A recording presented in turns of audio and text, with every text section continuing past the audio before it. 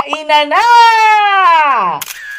Ayan guys, dito mag-rice. Wala munang rice. Ito muna, mga vegetables muna tayo. Yan, may mga ampalaya, tapos ito may sili. Ay, alisin mo muna natin yan.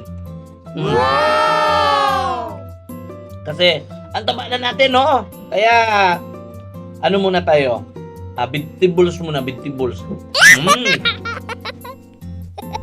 Sarap.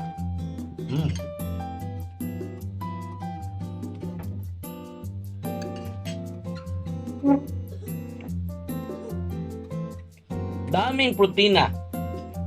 Vitamina sa vegetables, meron ba? Protina. Basta.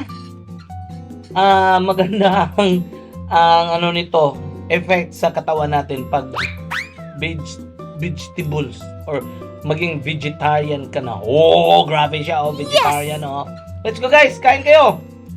Ano bang ulam nyo? Share nyo naman.